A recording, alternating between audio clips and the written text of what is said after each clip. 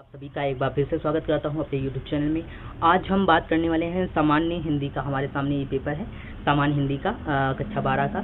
तो हम लोग इस पेपर को आज देखेंगे कि कैसा बोर्ड एग्ज़ाम का पेपर आता है और कौन कौन से क्वेश्चन आ सकते हैं 2025 के बोर्ड एग्ज़ाम में।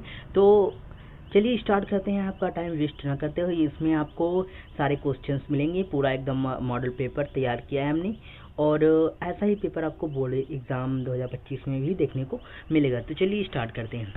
तो सबसे पहले जान लेते हैं, यहाँ पर आपका 100 नंबर का ये पेपर होता है। कितने नंबर का पेपर होता है? 100 नंबर का पेपर होता है। और यहाँ पर खंड खा में आपको मिलता है ये पेपर।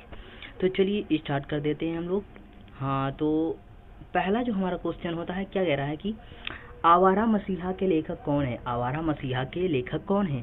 यशपाल हैं या अमृतलाल नागर हैं या विष्णु प्रभाकर या अमृत राय है? आवारा मसीहा, ध्यान से सुनिए, आवारा मसीहा के जो हैं वो हैं विष्णु प्रभाकर जी वर्मा है। अगला क्वेश्चन क्या कह रहा है कि परीक्षा गुरु किसका उपन्यास है? परीक्षा गुरु जो है वो किसका उपन्यास है? राधा कृष्ण दास का या कार्तिक प्रसाद खन्नी का या बालकृष्ण भट्ट का या लाला श्रीनिवास दास का? तो फिर लाला श्रीनिवास दास का क्या है? यह परीक्षा गुरु उपन्यास उन्हीं का है। तो चलिए हम यहाँ पर कैमरा बंद कर देते हैं और आगे प्रोसेस चालू करते हैं। हाँ, तो यहाँ पर अगला क्वेश्चन है, ध्रुव स्वामी नाटक के लेखक कौन है? ध्रुव स्वामी राम कुमार वर्मा है या जयशंकर प्रसाद हैं या भारतेंदु हरिश्चंद्र है या लक्ष्मी नारायण मिश्र है? आपको कौन सा लगता है? हमें जयशंकर प्रसाद जी लगते हैं। तो आप लोगों को अगर डाउट है तो आप कमेंट में पूछ सकते हैं या बता सकते हैं। रावण नर्सिंग होम में रचना की विधा है, संस्मरण है, रिपोर्टाज है, बालकृष्ण भट्ट को आत्मकथा। तो इसमें क्या है?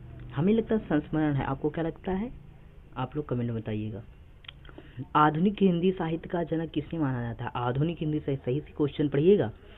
राजा श्रीनिवास दास सितारे हिंद को या प्रताप नारायण मिश्र को, बालकृष्ण भट्ट को, भारतेंदु हरिश्चंद्र को? इसका उत्तर आप लोग कमेंट में बताएंगे। हमको हमें नहीं पता है। यामा किस युग की रचना है? छायावाद की, प्रयोगवाद की, द्विवेदी युग की, प्रगतिवाद की? तार सप्तक का प्रकाशन कब हुआ? 1950 में, 1951 में, 1956 में, 1943 में, 43 में? सूरसागर के रचनाकार कौन है? तुलसीदास या कबीरदास हैं? तो सूरसागर के सूरदास होंगे।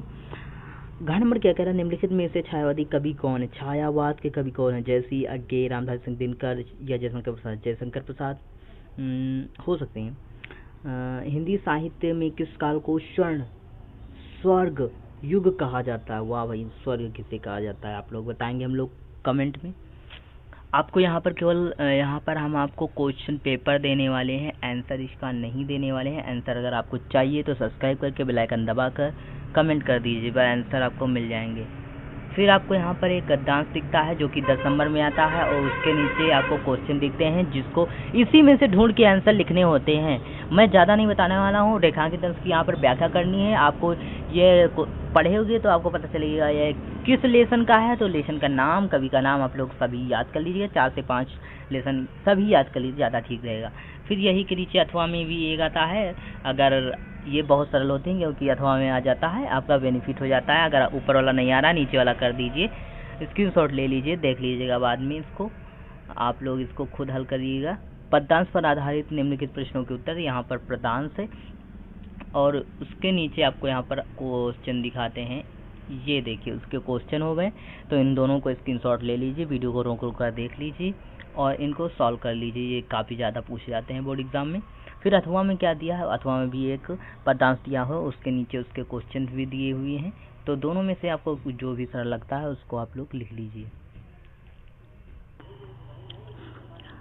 अगला क्वेश्चन हमारा क्या कह रहा है कि यहाँ पर निम्नलिखित में से किसी एक लेखक का साहित्यिक परिचय देते हुए उनकी प्रमुख रचनाओं का उल्लेख करना है। 80 शब्द में लिखना है आपको। आचार्य हजारी प्रसाद द्विवेदी, प्रो जी सुंदर रेड्डी, डॉक्टर APJ अब्दुल कलाम। आप दो याद कर लीजिए, आचार्य हजारी प्रसाद द्विवेदी का और डॉक्टर APJ अब्दुल कलाम का। बहुत ही सरल है, मैं अपने YouTube चैनल पर उसको पोस्ट भी कर दूंगा, आप लोग वहाँ से देख लीजिए, एकदम सरल। फिर आता है एक कवि के साहित्यिक परिचय देते हुए उनकी कृतियों का वर्णन कीजिए। इसमें महादेवी वर्मा, जयशंकर प्रसाद, रामधारी सिंह दिनकर, अध्याय सिंह उपाध्याय, दिनकर। तो इसमें से कोई दो याद कर लीजिए बस। ध्रुव यात्रा तथा बहादुर अथवा बहादुर कहानी का कथानक अपने शब्दों में लिखिए। पंचलय तथा ध्रुव यात्रा कहानी के उद्देश्य पर प्रकाश डालिए। त्यागपति खंडकाव्य के आधार पर उनके नायक का चित्रण कीजिए। त्यागपति खंडकाव्य की प्रमुख घटना को अपने शब्दों में लिखिए। अगर आपका जिला कोई बदला है तो फिर आपका ये त्यागपति खंडकाव्य नहीं होगा, कुछ और होगा, तो अपने जिले के हिसाब से वो वहाँ पर लिखना है और पेपर पूरा सेम रहेगा। खंड खा में आ गए हैं, इसमें एक संस्कृत का गद्यांश पद्यांश मिलते हैं, उनको आपको हिंदी में करना होता है, अथवा में भी मिलते हैं, स्क्रीनशॉट ले लीजिए। फिर यहाँ पर एक श्लोक मिलता है, 2 श्लोक मिलते हैं अथवा अथवा करके, जो भी जिसका अर्थ पता हो, जिसके लेखक का नाम पता हो, तो उसको यहाँ पर लिखिए। निम्नलिखित मुहावरों को एवं लोकोक्तियों में से किसी एक का अर्थ लेकर वाक्य में प्रयोग कीजिए। जैसे अधजल गगरी छलक जाए, ऊँट के मुंह में जीरा, ईद का चांद होना, अपना उल्लू सीधा करना।